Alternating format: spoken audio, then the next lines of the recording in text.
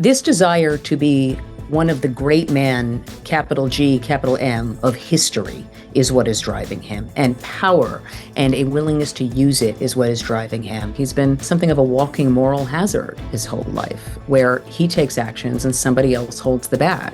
Emperors like to choose their successor. Is that what he's trying to do? I'm not sure that he wants a successor. I think that if it was up to him, he would just be the last. Hello and welcome to the Fourcast. Maggie Haberman occupies a unique place in the Trump story. Few reporters know him better, and few have attracted as much attention from Trump himself.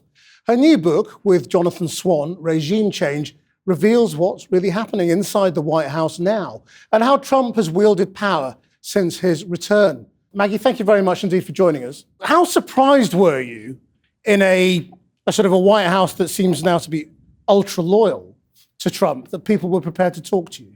So that's actually one of the things that was so hard about this book. It really nearly killed us. And again, with the acknowledgement, as my colleague and co-author Jonathan Swan often says, you know, we're not in Fallujah, but we're covering the U.S. presidency. We're not covering a war. But this White House is so much tighter, so much better at keeping secrets. They make grand displays of saying how transparent they are, that President Trump is, you know, the most transparent president in history, which is something you hear Caroline Leavitt say a lot. Actually, they're very good at keeping secrets when they want to. And because they are very loyal to him, this group, because they're very different than his first term, where he was surrounded by people he really didn't know in a town he had never lived in a government he had never been part of before, and they want to see him succeed. They have kept their disagreements as tightly under wraps as possible. And Jonathan and I both assume we're not being told the truth as the starting point. And it took us a very long time to feel as if we had an accurate account here. So were we surprised that there is still a lot of anger and finger pointing and you know, camps inside of Trump's orbit? No, because that is the consistent about Donald Trump's management style way before he became president. But it was surprising to us how hard it was to get information. It is really, really hard. Right. So do you think the people working in the administration are alarmed by him, or are they all believers? I think that two things can be true at once. And I think that the people working in this administration are believers in him. They have his closest aides been through a great amount with him. They believe in his ability to hear things at frequencies that they don't hear. We write about this in the book, that they have this almost mystical faith, many of the people closest to him, that he must know something they don't, because he has survived 4 indictments, multiple civil cases, 2 assassination attempts, and got reelected pretty handily despite all of that. So they tend to defer to his instincts. He is operating from pure gut in a way that we just didn't see in term 1. That doesn't mean that everybody feels fine in his extended government about things that he is doing, depending on what the thing is. But they do want to see him succeed. And do you think what's driving him, from what you've been able to glean, you know, is the desire to be an emperor? You know, you call it an imperial presidency on the front of the book. He clearly has this desire to be written down in history. You know, is this desire to be an emperor what's driving him? This desire to be one of the great men, capital G, capital M, of history is what is driving him. And power and a willingness to use it is what is driving him. And that was put into such stark relief at this really remarkable moment when Jonathan and I went to the Oval Office on March 16th of this year to see him. At the end of our reporting process, we had been asking for an interview. We had fact-checking questions, but we didn't want to, you know, sort of have an open mic night with him. We wanted to ask specifics about our reporting, and we did. But at one point, we asked about power and how he was seeing himself in the context of power, just based on things he had been saying to people in public and elsewhere. And it was an astonishing moment. He had his omnipresent advisor, Natalie Harp, and said, "Go, Natalie, go get the thing from the historian." I'm paraphrasing. She comes back with these 2 printouts that he says were from a historian, words by a presidential historian. And she hands them to us. And the start of the document says, essentially, Donald Trump is the most powerful person who has ever walked the face of the earth. And then he proceeds to tick off what he describes as the top 10: Mao, Hitler, Stalin, Tamerlane, Genghis Khan, Alexander the Great, Napoleon, the Caesars, some of the great monsters and conquerors of history. And he was making no moral distinction at all between people who had murdered and people who had conquered, or people who had built empires. It was that they had power and they were willing to use it, and that was how he was seeing himself. The punchline here was that it turned out that the person who wrote it was not a historian. It was Gary Players, the golfer's former caddy and business associate. But that didn't matter a great deal. I mean, the key thing to the people around him is the advice he's getting. A president has to have people who will tell him when he's wrong. And if you look at his foreign policy record, it doesn't look like he's got that. Iran from anywhere else in the world looks like a disaster. What is your insight into how that happened? So a couple of things, and we report this at length in the book, but certainly, Iran, from all of the polling I've seen in the US, also looks like a disaster. It's a pretty common view at this point. Look, there were people telling him that this was a bad idea, or at least that this was a problematic idea. But the only person who really aggressively told him that he was against this was his vice president, J.D. Vance. And it hurt Vance with Trump. Trump was irritated by Vance's complaints about this. Trump was warned about the scenarios that could play out: munitions depletion, which the U.S. is really facing right now, the possibility that Iran would close the Strait of Hormuz, which obviously happened. Trump wanted to move ahead. He liked the sound of what Bibi Netanyahu was describing, but also the reality is Trump is much more hawkish about Iran really in particular, above anywhere else in this world, than his team realized he was, or that his team wanted to acknowledge. But that was true in term one. It's true now. And he's just been much more willing to take risks this time, enormous risks that he would not have taken in term one for a variety of reasons. But that is how this presidency has ended up in a situation in Iran that Trump absolutely wants to get out of, and he can't quite figure out how. But do you think he actually believes it's gone well when he talks it up? And talks about his deal as if it's, better than the Iran deal that Obama negotiated? What have you been able to glean about what he really thinks and what he just says? Look, it's in this particular instance, and it's a good question about all matters, but on this particular issue in our reporting, he knows that this is not going well, and he knows that it has led to consequences that he believed it would not. He believed this was going to be quick. It was going to be like going into Venezuela, and that the U.S. would be able to have some form of a not puppet government necessarily, but a government it could work with in Iran.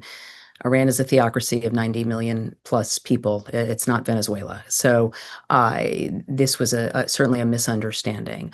But Trump is so used to being able to bend events to his will and realities to his will, and saying things through repetition and getting the people around him to believe them. And the facts on the ground just won't bend on this one. So have we any indication in our reporting that he actually thinks this is a good deal? No. But we do know that he wants to be done with this, and he is always going to describe whatever he does as the best outcome. What difference do you think it's made in the second term that he is a lot less accountable than he was in the first term, legally and politically? It's been huge, and we do talk about this in the book at length, and our reporting shows it. So on two fronts. Oh, actually, there's a couple of fronts. One is this is not 2017. In 2017, he was under investigation. His campaign was under investigation for possible conspiracy with Russians to affect the outcome of the 2016 election against Hillary Clinton, which would have meant in Trump's favor.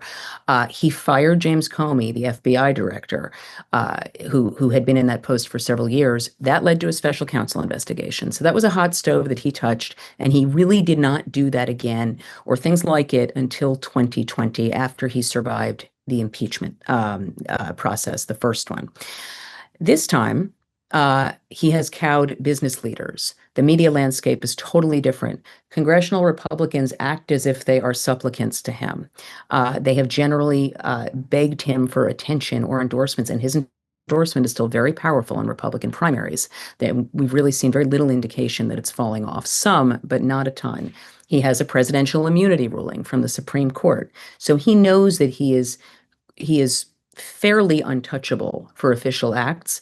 And he has made clear, and we talk about this in the book, that he, has told multiple people over many months that he's going to pardon anyone who comes within a certain radius of the Oval Office. Now, he has told that story with different radiuses. Sometimes it's 25 feet, sometimes it's 200, sometimes it's 250. But he clearly is planning to make it that if there is a changeover in terms of leadership of Congress, either at the House level or at the Senate level or both, there's just no reason to think that this White House is going to willingly comply with congressional oversight, because who's going to enforce contempt of Congress recommendations or referrals? The Trump Attorney General? It's very hard to see. So yes, the fact that the consequences really don't impact him this time are absolutely giving him, in his mind, a freer hand. Do you think he's therefore fearless? I think that he has an enormous appetite for risk always, and it is greater than ever. I don't know that I can just say fearless. I think he is concerned about I think he's concerned about his physical safety, and that's part of why you haven't seen him leave the White House as much. That is real, but I certainly don't think that he wants to be hurt. But in terms of how far he is willing to go on things, it's pretty far this term. I mean, I suppose what I mean is, in terms of the bold things he's prepared to do, like Iran and other foreign policy things, he doesn't seem worried by the idea that it'll wreck his place in history by making a mess of it. So there's two things that we found as we were reporting this book. One is the degree to which he has become so invested in the idea that things always work out for him, and that's been clear to us for some time, but it is truer than ever. And in fact, as he was getting ready to head to war, he said to an advisor who was very concerned about this, it's going to be, I'm paraphrasing, but it's going to be okay. How I know, because it always is, or something to that effect. And he does believe that's true for him. Part of why he believes that's true for him is because, as we describe it, he's been something of a walking moral hazard his whole life, where he takes actions and somebody else holds the bag, whether it was the banks when he was running casinos that were in dire peril, whether it was his legal bills, which his political action committee ended up paying over the course of the last several years, whether it was the fallout from what happened on January 6, 2021, which members of his party faced, and he did to some extent in terms of investigations. But again, he was able to survive those, the indictments there. And now the immunity decision with Iran, the bill is the taxpayers. The bill is service members for the U.S., but he doesn't seem to be responsive to domestic politics the way that he was in term one. Well, what about the money that flows into the Trump brand or business or family in different ways, whether it's, in compensation payments, investments, deals with the Middle East, planes? What is the most sort of jaw-dropping thing, do you think, that you discovered? So, look, there is so much still to learn about this. We really did scratch the surface on what is there, but there's a couple of things, and lots of our colleagues have just done incredible work on this at the Wall Street Journal, at the New York Times, at the Washington Post, elsewhere, on how much money is flowing into the either Trump's companies, or Trump adjacent companies, or work his sons are doing. But it's just vast. There's the crypto deal. There is a separate Bitcoin venture that Eric Trump was involved with. A company that Don Jr. works with has a bunch of investments in companies, at least one that has a contract with the U.S. government. They have all said they have nothing to do with it, that they are not involved in this. But any other president would be concerned about the appearances. Now, I should note that Hunter Biden obviously was a constant source of problems for the Biden White House. But Biden's advisors were concerned about it. There are people in Trump's orbit who have been concerned about what they call the family finances, and that means the Trump family. But the president doesn't care, and he has made very clear that he felt like his family suffered. Eric Trump has been quite open that he believes that his family suffered and the business suffered because of the investigations, and they are very unapologetic about the amount of money that they are making right now. Yeah, and I guess after the retribution around people who've gone after him in the past, people will be afraid to go for him now in the present. I mean, ultimately, you've covered him over a long period of time. You spent a lot of time talking to him. Is he a genius or a madman or what? What is he? He has an unbelievable feral sense for people's weaknesses.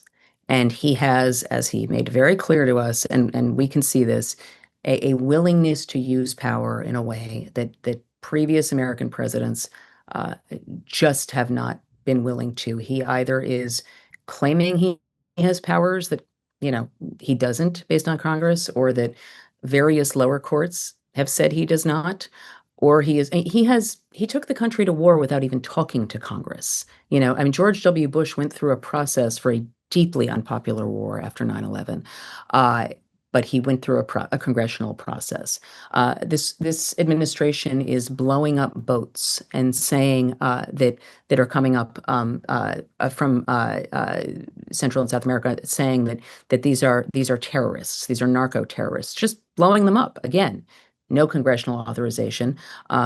Some people have said these are extrajudicial killings. They are unapologetic and don't care. They are all about projecting strength.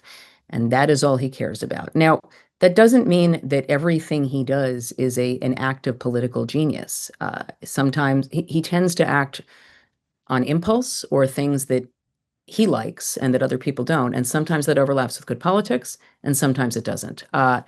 But he has a tremendous ability to press on other people's weak points and exploit them.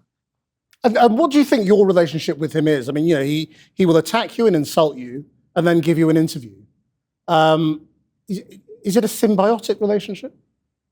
I don't have a relationship with him. He's somebody who I cover. And I'm not the only person who he does this with. He does this with John Karl at ABC all the time. And John Karl writes plenty of stories that Trump doesn't like. Trump attacks him in person. He is uniquely obsessed with the New York Times, and that is a lot of what this is about. But he also he never fully closes a door on almost any relationship. There are very rare exceptions that he does, or any person or anything that he thinks might be a door he wants to walk through at some point, and that's just my experience with it. But look, he's been unable to control. He's been able to cow a lot of the media. He's obviously gone on these bullying campaigns against ABC, against CBS, and on and on and on. He has complained about the New York Times and the Wall Street Journal repeatedly, but he has no levers from the government over the New York Times the way he does ABC and CBS. And my opinion is that frustrates him. Just finally, I mean, emperors like to choose their successor. Is that what he's trying to do? I'm not sure that this particular self-described, comparing with the top 10, as he put it, from that list he read us, wants a successor. I think that if it was up to him, he would just be the last, but we'll see. Maggie Haberman, thank you very much indeed. That's the forecast for now. Bye-bye.